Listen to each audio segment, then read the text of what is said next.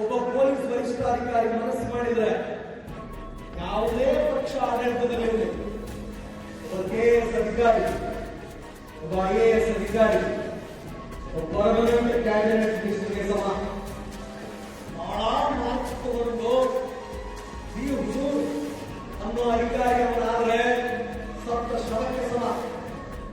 ಒಬ್ಬ ಪೊಲೀಸ್ ಪೇದೆ ಹೊಸಪೇಟೆಯಲ್ಲಿ ನಾನು ಸಹಾಯಕ ಪೊಲೀಸ್ ಅಧೀಕ್ಷಕನಾಗಿದ್ದಾಗ ವೆಂಕಟೇಶ್ ಒಬ್ಬ ಪೊಲೀಸ್ ಪೇದೆ ಇಡೀ ಒಂದು ಗ್ರಾಮಕ್ಕೆ ಮನುಷ್ಯನ ಜೀವನ ಅಂದ್ರೆ it is not defined by what we have, it is defined by what we give. ಊರಿಗೆ ಹೆಸರೇ ಇಲ್ಲ, ಆ ಊರಿನಲ್ಲಿರುವವರಿಗೆ ನಾಗರಿಕರಿಗೆ ಸಲ್ಲಬೇಕಾದ ಯಾವುದೇ ಸವಲತ್ತುಗಳೇ ಇಲ್ಲ. ಪಕ್ಕದ ನೇಪಾಳ, ದಕ್ಷಿಣದ ಶ್ರೀಲಂಕಾ, ಇತರ ಕಡೆ ಬೇರೆ ಬೇರೆ ಕ್ರಾಂತಿಗಳ ಹೆಸರಲ್ಲಿ ನೀವು ಅದನ್ನು ನೋಡಿದ್ದೀರಾ. ಐ ಫೋರ್ಸಿಂಗ್ ಹಿಯರ್, ನಾನು ಅದನ್ನ ಇಲ್ಲಿ ಆಯ್ತದೆ ಅಂತ ಭಾವಿಸ್ತೇನೆ.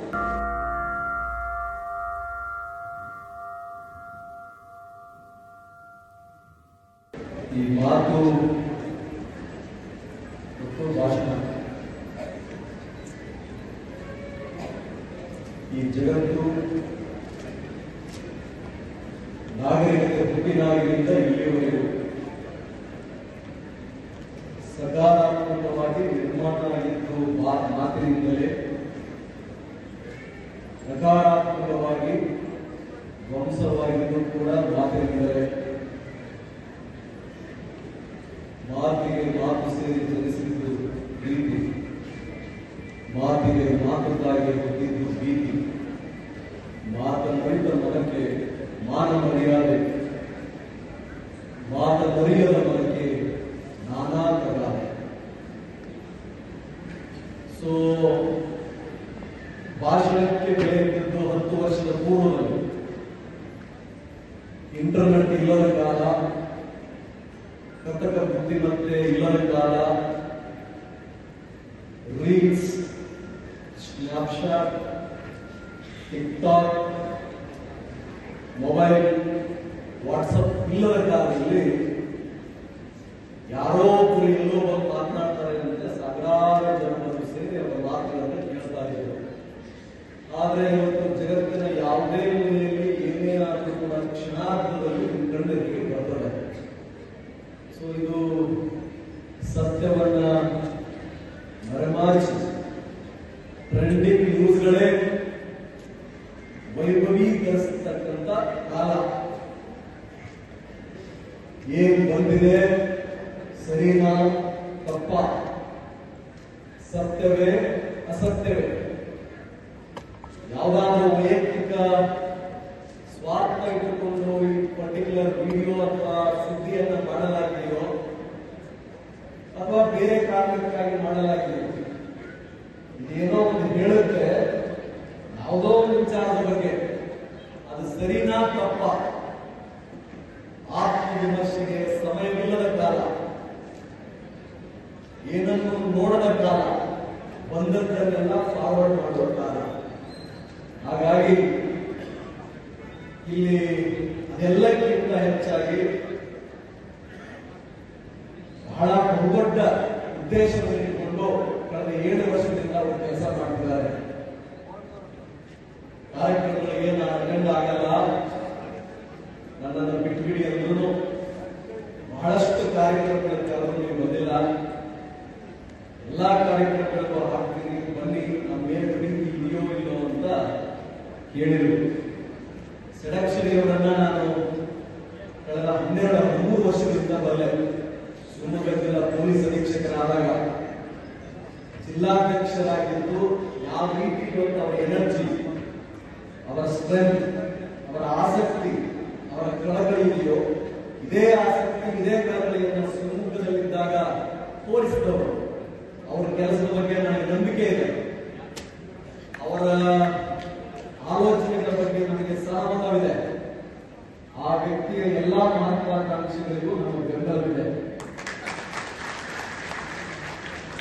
ಅವರೊಬ್ಬ ಬಹುದೊಡ್ಡ ಕನಸುಗಾರ, ಮುಂದಾಗುವುದನ್ನು ಪ್ರಣೀತ ಮಾಡಲು ಬುದ್ಧಿಮತ್ತೆ ಹೊಂದಿದವರು. ಹಾಗಾಗಿ ತಂದಿದ್ದೇನೆ ಬಹಳ ಒಳ್ಳೆ ಕೆಲಸ ಕಾರ್ಯಗಳನ್ನ ಅವರು ಮಾಡುತ್ತಿದ್ದಾರೆ. ರಾಜ್ಯಾಧ್ಯಕ್ಷರಾಗಿ ಒಳ್ಳೆ ಕೆಲಸಗಳನ್ನು ಅವರು ಮಾಡುತ್ತಿದ್ದಾರೆ. ರಾಜ್ಯ ಸರ್ಕಾರಿ ನೌಕರರ ಬಳಗಕ್ಕೆ ಸೇರಿದ ನಾವು ನೀವು ಸೇರಿ 7 ಕೋಟಿ ಜನಸಂಖ್ಯೆಗೆ 5 ಲಕ್ಷ ಜನ ರಾಜ್ಯ ಸರ್ಕಾರದ 34 ಇಲಾಖೆ, ಕೇಂದ್ರ ಸರ್ಕಾರದ 50ಕ್ಕೂ ಹೆಚ್ಚು ಇಲಾಖೆಗಳಲ್ಲಿ ಸ್ಮಶಾನದಿಂದ ಹಿಡಿದು ದೇವಾಲಯದವರೆಗೆ, ಒಂದು ಮಗುವಿನ ಹುಟ್ಟಿನ ಜನನ ದಾಖಲೆಯಿಂದ ಹಿಡಿದು ಶವ ಸಂಸ್ಕಾರವಾಗಿ ಅವರ ಡೆತ್ ಸರ್ಟಿಫಿಕೇಟ್ ಕೊಡುವವರೆಗೆ, ಒಬ್ಬ ವಿದ್ಯಾರ್ಥಿಯ ವಿದ್ಯಾರ್ಥಿ ವೇತನದಿಂದ ಹಿಡಿದು ಸಂಧ್ಯಾ ಸುರಕ್ಷಾ ಯೋಜನೆಯಲ್ಲಿ ಪೆನ್ಷನ್ ಕೊಡೋ ಡಿ ಗ್ರೂಪ್ನ ನೌಕರರವರೆಗೆ ಬೆಳಗ್ಗೆದ್ದು ಲೈಟ್ ಆಫ್ ಮಾಡಿ ವಾಲ್ ಮನ್ನಿಂದ ಹಿಡಿದು ಸಾಯಂಕಾಲ ಲೈಟ್ ಆನ್ ಮಾಡಿ ಬೀಟ್ ಸಿಕ್ತೋ ಪೊಲೀಸ್ ಬೇರೆಯವರೆಗೆ, ಜಿಲ್ಲಾಧಿಕಾರಿಗಳ ಕಚೇರಿಯಲ್ಲಿ ಜಿಲ್ಲಾಧಿಕಾರಿಯಾಗಿ ದಂಡಾಧಿಕಾರಿಯಾಗಿ ಕರ್ತವ್ಯ ನಿರ್ವಹಿಸುವ, ಬಡವರ ಕಣ್ಣೀರು ಒರೆಸಲಿಕ್ಕೇನೆ ಇರುವ, ಮನೆಯಿಂದವರಿಗೆ ಮನೆ ಕೊಡುವ ಶಕ್ತಿ ಹೊಂದಿರುವ, ಹೊಲ ಇಲ್ಲದವರಿಗೆ ಹೊಲ ಶಕ್ತಿ ಕೊಡುವ ಶಕ್ತಿ ಹೊಂದಿರುವ, ಯಾರಿಗೆ ಯಾರೂ ಇಲ್ಲವೋ ಅವರ ಪರವಾಗಿ ಸರ್ಕಾರವೇ ತಂದೆ ತಾಯಿ ಅನ್ನುವ ಭರವಸೆಯನ್ನ ಕೆಲಸವನ್ನು ತುಂಬಿಸೋ ಜಿಲ್ಲಾಧಿಕಾರಿಯಿಂದ ಹಿಡಿದು ರಾಜ್ಯದ ಮುಖ್ಯ ಕಾರ್ಯದರ್ಶಿಯವರೆಗೆ ನೌಕರರ ವರ್ಗದ ಮೇಲೆ ಬಹುದೊಡ್ಡ ಜವಾಬ್ದಾರಿ ಇದೆ. ಸೌಲಭ್ಯಗಳನ್ನ ತೆಗೆದುಕೊಳ್ಳುವುದರ ಜೊತೆಗೆ ಮನುಷ್ಯನ ಜೀವನ ಅಂದ್ರೆ it is not defined by what we have, it is defined by what we give. ನಾವು ಏನನ್ನ ಹೊಂದಿದ್ದೀವಿ, ಅಧಿಕಾರ, ಸಂಪತ್ತು, ಗುಣ, ವಿದ್ಯೆ, ವ್ಯಕ್ತಿತ್ವ ಅನ್ನೋದಕ್ಕಿಂತ ಆ ವ್ಯಕ್ತಿತ್ವ, ಗುಣ, ಸಂಪತ್ತು, ಆ ಜ್ಞಾನವನ್ನ ಎಷ್ಟು ಕೊಟ್ಟಿದ್ದೀವಿ ಅನ್ನುವುದರ ಮೇಲೆ ನಮ್ಮ ಸಂಪೂರ್ಣ ವ್ಯಕ್ತಿತ್ವ, ಜೀವನ ನಿರ್ಧಾರ ಆಗುತ್ತೆ. ಸೇವೆಗೆ ಸೇರಿ 18 ವರ್ಷಗಳ ಸೇವಾವಧಿಯಲ್ಲಿ ನಾನು ನೋಡಿದ್ದೇನೆ.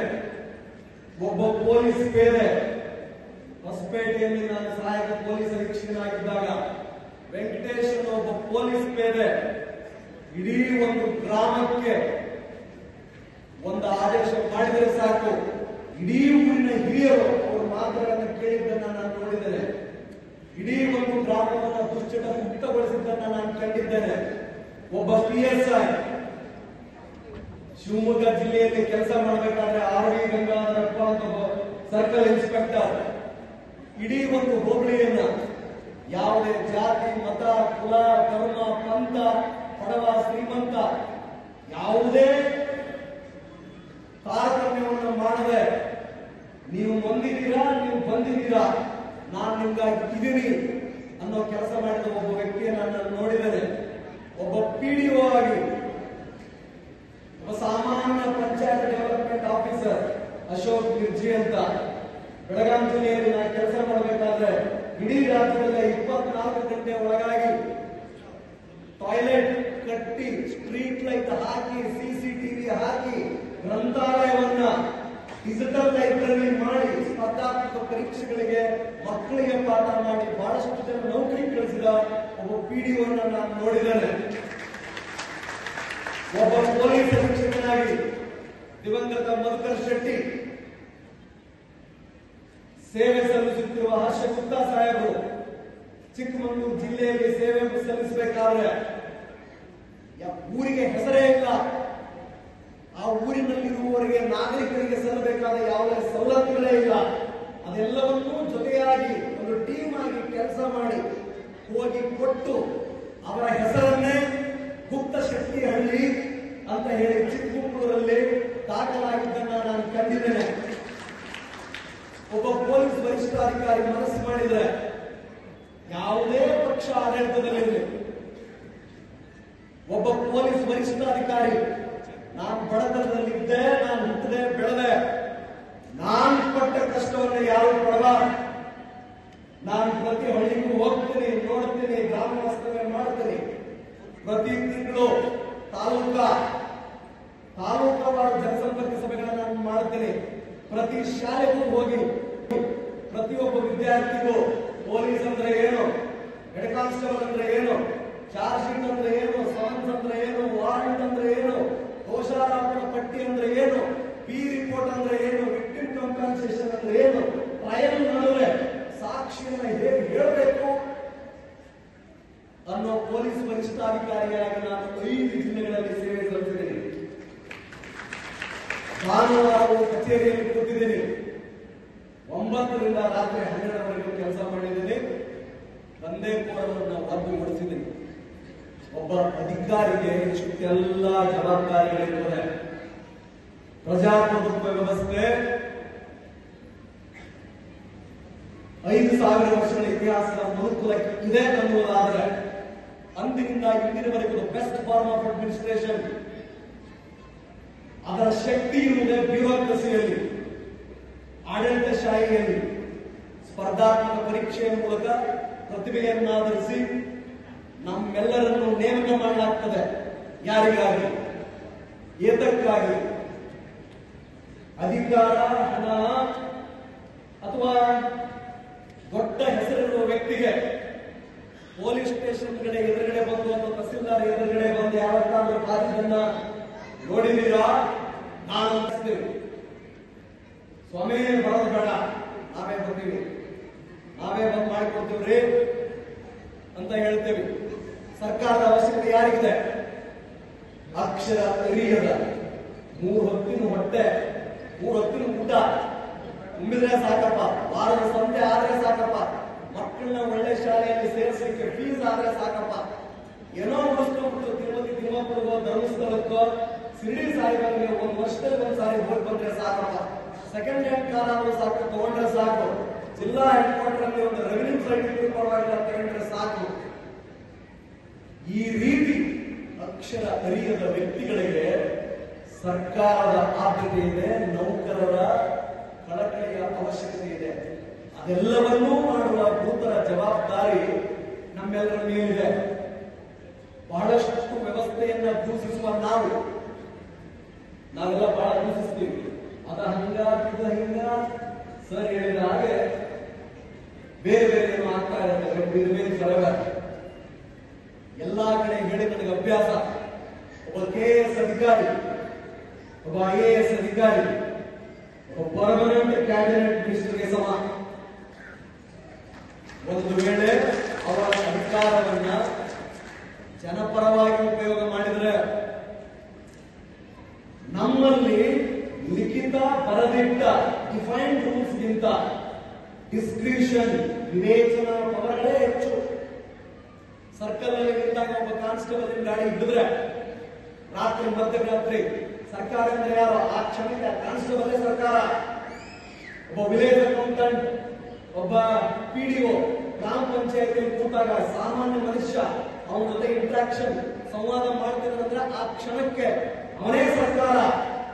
ಅವನು ಹೇಳಿದ್ದೆ ನೇಮ ಕಾನೂನು. 3 ಜನ ಹೋಗ್ಬೇಕಾದ್ರೆ ಇಲ್ಲ ಸ್ವಾಮಿ ಏನೋ ಫೀಟ್ಸ್ ಬಂತು ಅಥವಾ ಜ್ವರ ಬಂದಿದೆ ಹಾಸ್ಪಿಟಲ್ ಕರ್ಕೊಂಡು ಹೋಗ್ತಿದೀವಿ, 3 ಜನ ನಾವು ಹತ್ತಲ್ಲ ಅಂದಾಗ ಕಾನ್ಸ್ಟೇಬಲ್ ನನಗೆ ಗೊತ್ತಿಲ್ಲ, ಕಾನೂನು ಹಿಂಗೆ ಹೇಳುತ್ತೆ, ದಂಡ ಕಟ್ಟು ಅಂತ ನಿಮ್ ಗಾಡಿ ನಿಲ್ಲಿಸಬಹುದು. ಹೌದಾ?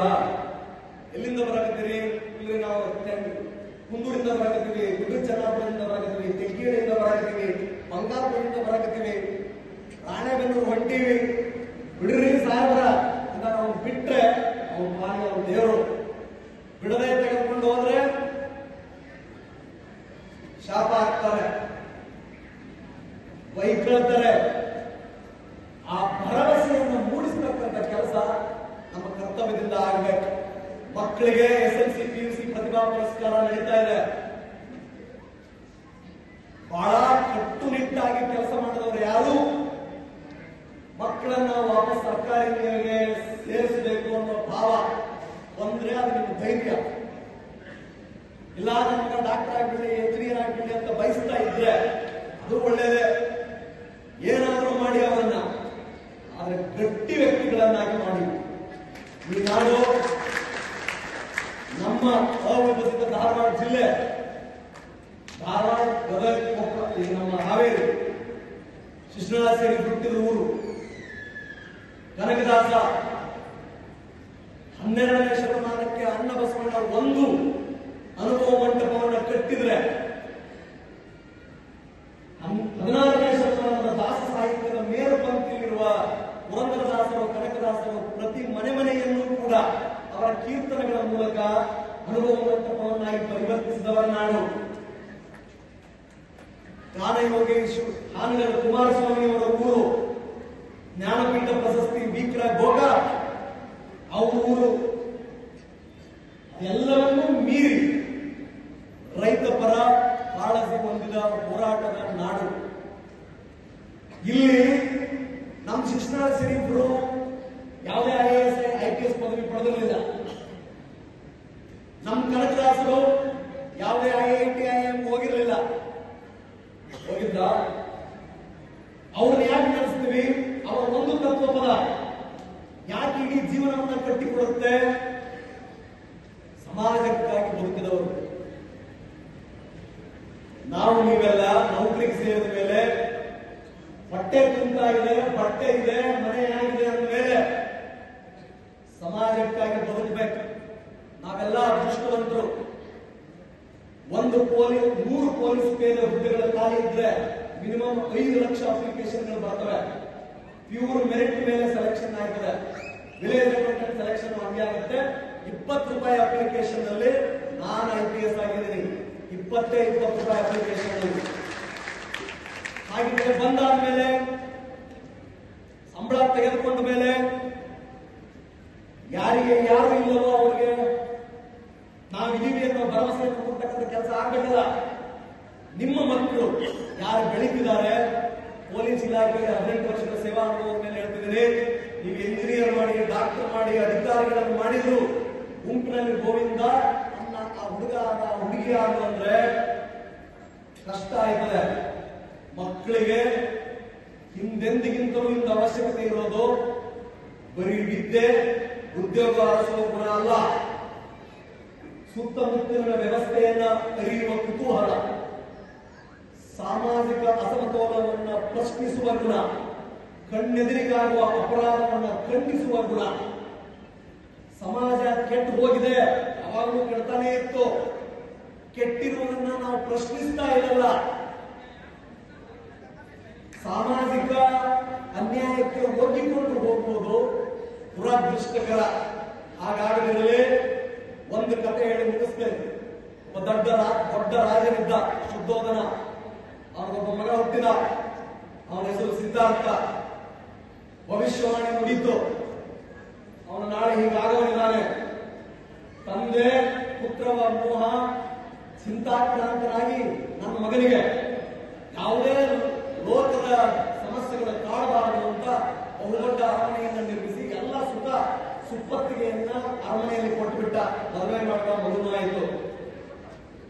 ಆ ಸಿದ್ಧಾರ್ಥನಿಗೆ ಬಡತನ ಗೊತ್ತಿರಲಿಲ್ಲ, ಕಷ್ಟ ಗೊತ್ತಿರಲಿಲ್ಲ, ರೋಗ ಗೊತ್ತಿರಲಿಲ್ಲ, ಸಮಾಜದ ಯಾವ ಕೆಡುಕು ಕೂಡ ಅವನಿಗೆ ಪರಿಚಯನೇ ಆಗಲಿಲ್ಲ. ಒಂದು ದಿನ ಸ್ವಾಭಾವಿಕವಾಗಿ ಕುತೂಹಲಕ್ಕಾಗಿ ಅವನು ಹೊರಗಡೆ ಹೋದ. ಸಮಾಜದ ವಾಸ್ತವಿಕತೆ ಅವನ ಕಣ್ಣೆದುರಿಗೆ ನಿಂತಿತು. ಓ, ಜನ ರೋಗಕ್ಕೆ ತುತ್ತಾಗ್ತಾರ, ಮುಪ್ಪು ಬರುತ್ತಾ, ಸಾವು ಖಚಿತವೇ. ಸರ್ವಸಂಗ ಪರಿತ್ಯಾಗಿಗಳಾಗಿ ಸನ್ಯಾಸಿಗಳು ಸಮಾಜದ ಉದ್ಧಾರಕ್ಕೂ ಹೋದವರಿದ್ದಾರ. ಈ 4 ಘಟನೆ ಆ ವ್ಯಕ್ತಿಯನ್ನ ಸಿದ್ಧಾರ್ಥನಿಂದ ಬುದ್ಧನಾಗುವ ಪಯಣದಡೆ ತೆಗೆದುಕೊಂಡು ಹೋಯಿತು. ಸರ್ವೇ ಸಾಮಾನ್ಯವಾಗಿ ಇವತ್ತು ನಾವು ಆ ಶುದ್ಧೋಧನ ನಿರ್ಮಾಣ ಮಾಡಿದಂತಹ ಕೃತಕ ವೈಭೋಗದ ನಮ್ಮ ಭ್ರಮೆಯ ಅರಮನೆಯಲ್ಲೇ ನಾವೆಲ್ಲ ಬದುಕ್ತಾ ಇದ್ದೀವಿ. ನಮಗೆ ಹೊರಗಡೆ ಇರುವ ಸಮಸ್ಯೆಗಳ ಬಗ್ಗೆ ಕೊಡವೆ ಬೇಡ. ರೋಡಲ್ಲಿ ಆಕ್ಸಿಡೆಂಟ್ ಆಗಿ ಸಾಯ್ತಾ ಇರ್ತಾನೆ, ನಾವು ವಿಡಿಯೋ ಮಾಡ್ತೇವೆ. ಪಕ್ಕದ ಮನೆಯಲ್ಲಿ ಗಲಾಟೆಯಾಗಿ ಹೆಂಡತಿನ ಗಂಡ ಹೊಡಿತಾ ಇರ್ತಾನೆ, ಅಥವಾ 4 ರೌಡಿಗಳು ಒಬ್ಬ ಅಮಾಯಕರನ್ನ ಹೊಡಿತಾ ಇರ್ತಾರೆ, ನಾವು ನಮ್ಮ ಪಾಡಿಗಿರ್ತೀವಿ. ಇನ್ನೊಂದು ಯಾವುದೋ ಅಪರಾಧ ಇನ್ನೊಂದು ನಡೀತಾ ಇರ್ತದೆ, ನಾವು ಹಾಗೆ ಇರ್ತೀವಿ. ತ್ವರಿತ ಕ್ಷಣಿಕ ಭರವಸೆಗಳ ಈಡೇರಿಕೆಯಲ್ಲಿ ಮೌನವನ್ನು ತಾಳ್ತೀವಿ. ಅದು ಮುರಿಯಬೇಕು. ಇದು ಕಾಲದ ಕರೆ. ಪಕ್ಕದ ನೇಪಾಳ, ದಕ್ಷಿಣದ ಶ್ರೀಲಂಕಾ, ಇನ್ನಿತರ ಕಡೆ ಬೇರೆ ಬೇರೆ ಕ್ರಾಂತಿಗಳ ಹೆಸರಲ್ಲಿ ನೀವು ಅದನ್ನು ನೋಡಿದ್ದೀರ. I foresee it here. ನಾನು ಅದನ್ನ ಇಲ್ಲಿ ಆಯ್ತದೆ ಅಂತ ಭಾವಿಸ್ತೇನೆ. ಸೊ ಒಂದು ಇಡೀ ಸಮಾಜದ ರಾಷ್ಟ್ರದ ಬೆಳವಣಿಗೆ ಅನ್ನೋದು ಕೇವಲ ಒಂದು ವರ್ಗದ ಬೆಳವಣಿಗೆಗೆ ಸೀಮಿತ ಆಗಬಾರ್ದು. ಸರ್ವೇ ಜನ ಸುಖಿನೋ ಭವಂತು, ಸರ್ವರಿಗೂ ಸಮಪಾಲು ಸರ್ವರಿಗೂ ಸಮಬಾಳು ಅನ್ನೋದು ಎಲ್ಲಾ ವರ್ಗಗಳ ಅಭಿವೃದ್ಧಿಯನ್ನ ಅವಲಂಬಿಸಿರುತ್ತೆ. ಆ ಎಲ್ಲಾ ವರ್ಗಗಳ ಸಂಪರ್ಕಕ್ಕೆ ಬರುವವರು ನಾವು ನೌಕರರ ವರ್ಗದವರು. ಈ ಪ್ರತಿಭಾ ಪುರಸ್ಕಾರ ಕಾರ್ಯಕ್ರಮ ಷಡಕ್ಷರಿಯವರು ಅವರ ತಂಡದ ಸಂಪೂರ್ಣ ಗುರಿ ಉದ್ದೇಶ ನಾವು ಮಾತ್ರ ಬೆಳೆದ ಸಾಲದು, ನಮ್ಮ ನೌಕರರ ವರ್ಗ ಚೆನ್ನಾಗಿರ್ಬೇಕು, ಅವರ ಕುಟುಂಬ ವರ್ಗ ಚೆನ್ನಾಗಿರ್ಬೇಕು, ಅವರನ್ನು ಅವಲಂಬಿಸಿದವರೆಲ್ಲ ಚೆನ್ನಾಗಿರಬೇಕು ಅನ್ನೋದಿದೆ. ಹಾಗಿದ್ದಾಗ ನಿಮ್ಮನ್ನ ಅವಲಂಬಿಸಿದ ನಿಮ್ಮ ಇಲಾಖೆಗಳು ಸರಿಯಾಗಿ ಇರುವಂತಾಗಲಿ, 50% ಕೆಲಸ ಮಾಡಿದ್ರು ದೇವರು ಅಂತಾರೆ ಜನ, 50% ನಾವು ಕೆಲಸ ಮಾಡಿದ್ರು ದೇವರು ಅಂತಾರೆ. ಅನ್ನೋ ಕಾಲ ಆನ್ಸರ್ ಮಾಡಿದ್ರೆ ಏನಪ್ಪಾ ನಮ್ಮ ಕಾಲ ಉತ್ತರಿಸ್ತಾರೆ ಅಂತಾರೆ ಅಧಿಕಾರಿಗಳಾಗಿ.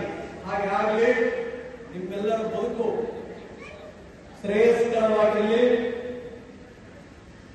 ಭಗವಂತ ಮಕ್ಕಳಿಗೆ ಕೊನೆಯದಾಗಿ SLC PUC ಮಾಡಿದ್ದೀರಾ, ನಿಮ್ಮ ತಂದೆ ತಾಯಿಗಳು ಕೂಡಿರುವ ಪ್ರತಿ ರೂಪಾಯಿ, ಅವ್ರು ಕೊಡುವ ಪ್ರತಿ ಕಷ್ಟ ನಿಮ್ಮ ಬದುಕು ಚೆನ್ನಾಗಿರಲಿ ಅಂತ. ನಿಮ್ಮ 25 ವರ್ಷ ನಿಮ್ಮ ವಯಸ್ಸಾಗುವವರೆಗೆ ಅವ್ರು ಏನ್ ಹೇಳ್ತಾರೆ ಚಾಚಿ ತಪ್ಪದೆ ಪಾಲಿಸಿ.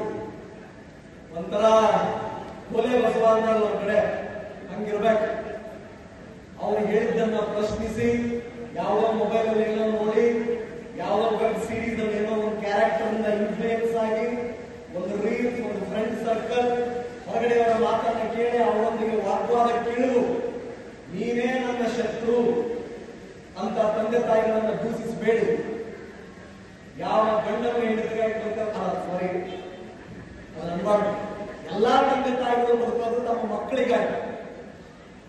ಎಲ್ಲಾ ತಂದೆ ತಾಯಿಗಳು ಗಂಡ ಹೆಂಡತಿಗಾಗಿಲ್ಲ, ಹೆಂಡತಿ ಗಂಡನಿಗಾಗಿ ಎಲ್ಲ, ಬದಲಾಗಿ ಎಲ್ಲರೂ ಬದುಕೋದು ಮಕ್ಕಳಿಗಾಗಿ ಅಂತ ಹೇಳಲಿಕ್ಕೆ ಹೊರಟಿದ್ದೆ. ಕೆಲವೊಂದಿಷ್ಟು ಜನ ಬದುಕ್ತಾರೆ, ಕೆಲವೊಂದಿಷ್ಟು ಇರ್ತವೆ. ಹಾಗಾಗಿ ನಿಮಗೋಸ್ಕರ ಅವ್ರು ಬದುಕ್ತಾರೆ. ಅವ್ರ ಮನಸ್ಸನ್ನು ನೋಯಿಸಬೇಡಿ, ಅವ್ರಿಗೆ ಕಣ್ಣೀರು ಹಾಕಿಸಬೇಡಿ. ಏನ್ ಓದ್ತೀರಾ ಓದಿ, ಎಂಜಿನಿಯರ್ ಆಗ್ತೀರಾ ಆಗಿ, ಡಾಕ್ಟರ್ ಆಗ್ತೀರಾ ಆಗಿ, KS ಆಗ್ತೀರಾ ಆಗಿ, IAS ಆಗ್ತೀರಾ ಆಗಿ, IPS ಆಗ್ತೀರಾ ಆಗಿ. ಆದ್ಮೇಲೆ ಪಾಸಿಂಗ್ ಮಾರ್ಕ್ಸ್ 100ರಲ್ಲಿ 35 ಪಾಸಿಂಗ್ ಮಾರ್ಕ್ಸ್ ತಾನೆ, ಅಷ್ಟಾದ್ರೂ ಗಟ್ಟಿಯಾಗಿರ್ಬೇಕು. ಮುಲಾಜಿಲ್ಲದೆ ಕೆಲಸ ಮಾಡಬೇಕು. ನಿರ್ಲಕ್ಷ್ಯ ಮಾಡಲಿ, ಮಾಡದೆ ಇರಲಿ, ಅವಮಾನ ಮಾಡಲಿ, ಸನ್ಮಾನ ಮಾಡಲಿ, ಹೊಗಳ್ಳಿ, ತೆಗಳ್ಳಿ, ನಾನು ಕೆಲಸ ಇದಪ್ಪ, ನಾನೊಬ್ಬ ಅಖಿಲ ಭಾರತ ಸೇವಕ, ಇದು ಲಾಭದಾಯಕ ಹುದ್ದೆ ಅಲ್ಲ, ಪ್ರತಿ ಗ್ರಾಮಕ್ಕೂ ಹೋಗ್ತೀನಿ, ಪ್ರತಿ ವ್ಯಕ್ತಿನೂ ಮಾತನಾಡಿಸ್ತೀನಿ, ಅವ್ರಿಗೆ ಸಹಾಯ ಮಾಡ್ತೀನಿ, ನೇರವಾಗಿರ್ತೀನಿ, ನೇರ ಉಡೆಯವನಾಗಿರ್ತೀನಿ ಅನ್ನೋ ಗುಣಗಳನ್ನು ಮಕ್ಕಳಲ್ಲಿ ಬೆಳೆಸಿ, ಇಲ್ಲಿ ಯಾರ್ಯಾರು ಸುತ್ತಲಿದ್ದಾರೆ ಸರಿಯಾಗಿ ಅವ್ರಿಗೆ ಎಲ್ಲ ಕಥೆಗಳನ್ನ, ಮಹಾತ್ಮನ ಕಥೆಗಳನ್ನ ಹೇಳಿ. ಎಲ್ಲರೂ 96, 90%, 98 ತೆಗೆದುಕೊಳ್ತಾರೆ. ಇಂದಿನ ಮಕ್ಕಳು ಬಹಳ ಅದ್ಭುತ. ಅದ್ರ ಜೊತೆ ಸ್ವಲ್ಪ ಕನಕದಾಸರ ತ್ಯಾಗ ಗುಣ, ಮದಕರಿ ನಾಯಕರ ಸ್ವಾಭಿಮಾನ, ಸಿಂಧೂರ ಲಕ್ಷ್ಮಣ, ಕ್ರಾಂತಿವೀರ ಸಂಗೊಳ್ಳಿ ರಾಯಣ್ಣ ಪೌರುಷ, ಮೈಲಾರ ಮಹಾದೇವ, ಹಾವೇರಿಯ ಮೈಲಾರ ಮಹಾದೇವರ ಸ್ವಾತಂತ್ರ್ಯದ ಕಿಚ್ಚು, ಇದು ಬಂತು ಅಂದ್ರೆ ಅದು ಡೆಡ್ಲಿ ಕಾಂಬಿನೇಷನ್. ಬಹಳ ಮಾರ್ಕ್ಸ್ ತಗೊಂಡು ಜಿ ಹುಜೂರ್ ಅನ್ನೋ ಅಧಿಕಾರಿ ಅವರಾದ್ರೆ ಸಪ್ತ ಶ್ರಮಕ್ಕೆ ಸಮ. ಪಾಸಿಂಗ್ ಮಾರ್ಕ್ಸ್ ತಗೊಂಡು ಜನಪರ ನಿಲ್ಲೋ ಒಬ್ಬ ಸಣ್ಣ ಹುದ್ದೆಯಲ್ಲಿದ್ದು ಅವನು ನಿಜವಾದ ವ್ಯಕ್ತಿ. ಹಾಗಾಗಿ ನಮ್ಮನ್ನ ಇಲ್ಲಿ ಕರೆಸಿ ನನ್ನ ಅನಿಸಿಕೆಗಳನ್ನು ಹೇಳಲಿಕ್ಕೆ ಅವಕಾಶ ಮಾಡಿಕೊಟ್ಟ ನಮ್ಮ ಜಿಲ್ಲಾಧ್ಯಕ್ಷರು ಮತ್ತು ರಾಜ್ಯಾಧ್ಯಕ್ಷರಿಗೆ, ವೇದಿಕೆಯಲ್ಲಿರುವ ಎಲ್ಲಾ ಗಣ್ಯರಿಗೆ ಪೂರ್ವಕ ವಂದನೆಗಳನ್ನು ಸಲ್ಲಿಸಿ ವಿದಾಯ ತೆಗೆದುಕೊಳ್ಳುತ್ತೇನೆ. ಧನ್ಯವಾದ, ನಮಸ್ಕಾರ.